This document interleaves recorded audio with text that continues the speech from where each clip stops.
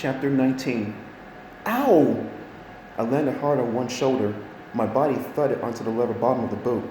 I rolled onto my back and tried to shake off the pain. It was dark down here and smelly. I grabbed the wall of the boot. The leather was smooth. I slid right back down. I raised my eyes to the top. Pale light poured down from the opening above me. I pressed both hands against the side and tried to climb. Too slippery and nothing to hold on to. No way to get back to the top, and I was too small to push the tongue away and climb back to the laces. I was stuck. I tried to hold my breath. The smell down here was sharp and gross. It smelled like sweat and damp socks. I'd been so close to grabbing the mail slot. Angrily, I slammed my fist against the wall of the boot. That gave me an idea. I shoved both fists into the side of the boot.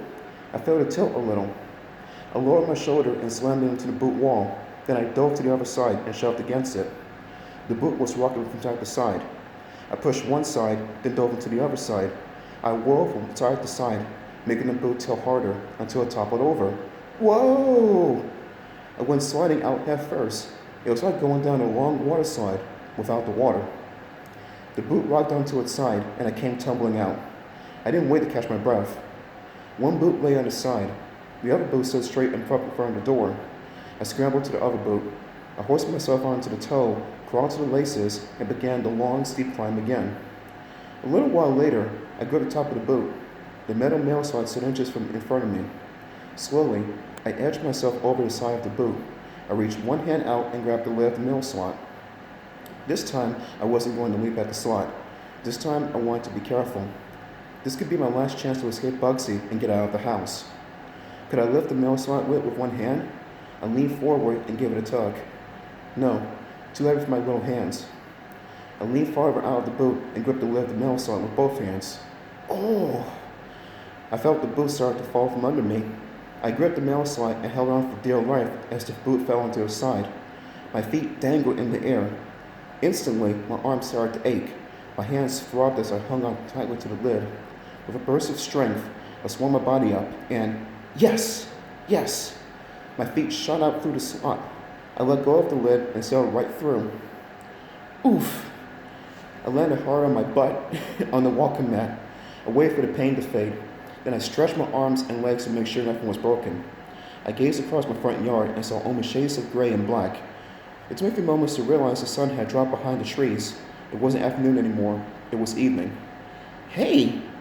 I raised my arm to shield myself as two flies buzzed around my head. The flies were as big as bats. I could see Ava's house across the street.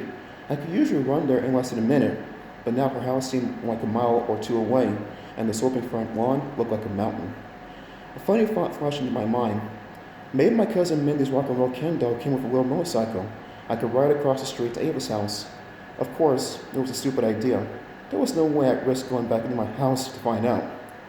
But riding would definitely be better than walking. I turned and lowered myself off the stoop, one step at a time, the way I come down the stairs. The shortest way was right down the center of the lawn, but the grass was tall, up to my waist. I moved into it, brushing the high blades away with my shoulder. The grass bent easily, but the sharp edges of the blades scratched my face and hands as I pushed my way toward the sidewalk. It was slow going. The air grew cooler, the sky darkened to purple. I was about a third of the way down the front lawn when my foot caught on something. I stumbled, lurched forward, both feet kicked on the air, and I fell into a deep darkness. A pit hidden by the grass. A deep hole. Hey! I landed on both feet. My hand shot out and touched a cool, damp wall of dirt. I glanced up. The hole was deep, but I could probably climb the dirt wall. Something poked my back. I let out a startled cry. I spun around, too dark to see. Something poked my chest. I reached out both hands and felt something sticky and wet. Something warm and alive. Chapter 20, next time, peeps.